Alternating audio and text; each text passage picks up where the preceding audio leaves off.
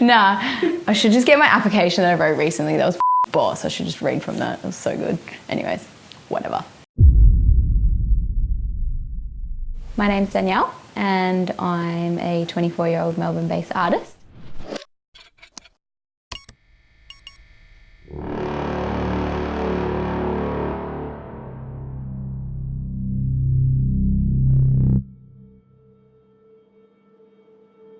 I was always told that I wouldn't make a living out of being an artist.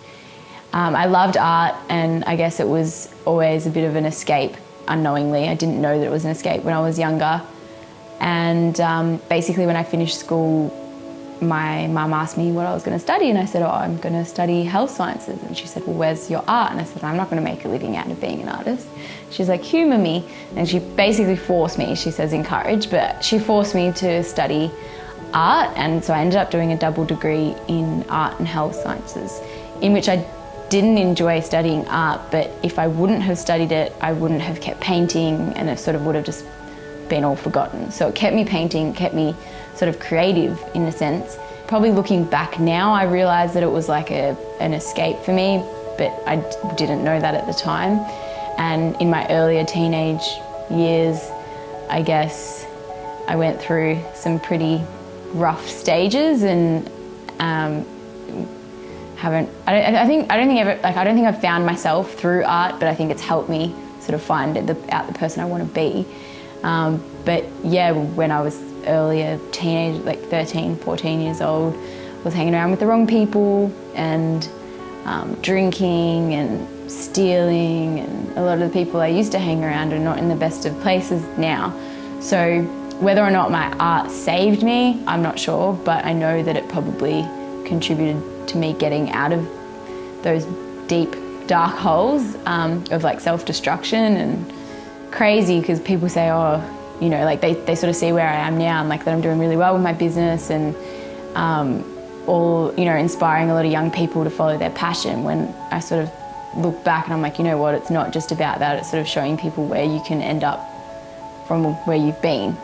And it is possible to sort of get out of those big holes, and I have no idea what I was thinking back then, but just remembering some of the things, being around drugs at such a young age too, being around like fights and watching people get stabbed, and never even, just to be here now, it's pretty cool. So if you looked at where I was 10 years ago and looking back now, I would never have expected or thought that I'd be in the position that I am in now, where I am with my career, with my life, like with my friends, with everything.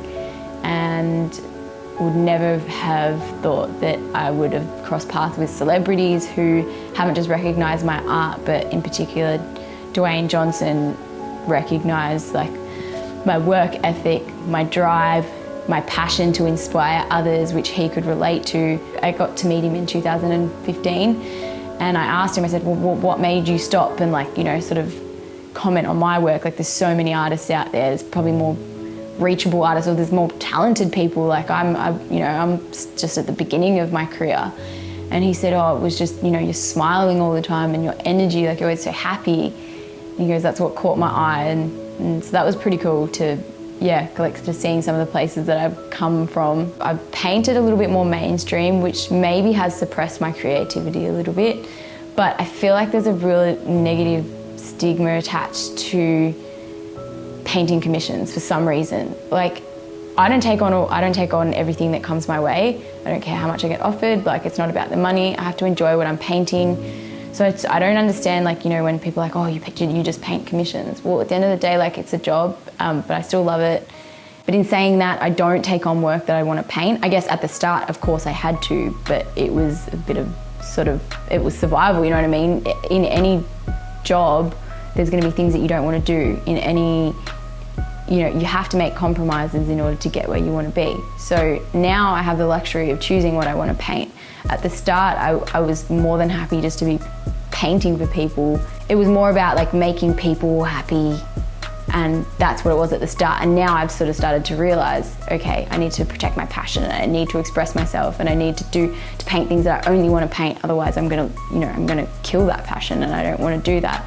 So commissions that I work off now are what I want to paint, If I don't feel like painting it, I won't. I'll take my time. I won't force myself to paint. So now, yeah, there's more of a focus on me being able to express myself and making sure I do make time for originals, because it's so important as a creative to be able to do that. Otherwise you just end up in being a manufacturer, and that's not what I'm about. It's not what I want to be about. You know, like, I've made a few years of compromise, and now I'm gonna have like a lifetime of doing what I love. Like, I don't have to go to a job that I don't want to go to. I pick and choose what I do. And yeah, okay, maybe there was some things at the start that I didn't want to paint, but look where I am now.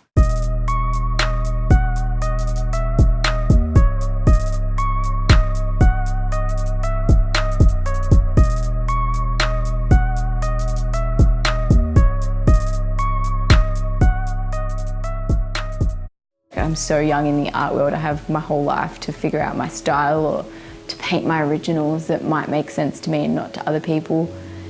I'm in a position now where I really want to just inspire young people to go out and do it on their own if they need to, and just to follow their passion. Most of the time it's the parents influencing kids where to go, what to do, what to study, what they want them to be. And you know, that could be because they missed out on those opportunities back then. But at the end of the day, like, if your child has no say in what they want to do, how happy are they going to end up? So I really, really want to do talks in schools, and I've found that, I have done some, and I've found that the parents actually respond so well, even though I might be a lot younger than them, but I think they realise how important it is for their kids to be doing something they love. If I can inspire people to follow their dreams and encourage parents to encourage it as well, which is where it stems from initially, that would be incredible.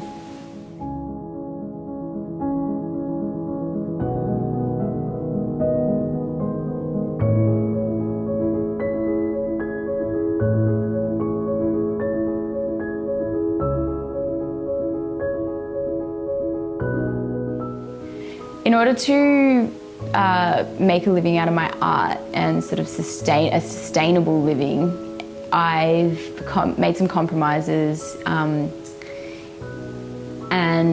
have based my work around commission work, which I feel like there's a negative stigma attached to it, but I know where I'm going. I just need to start off right. It'll roll.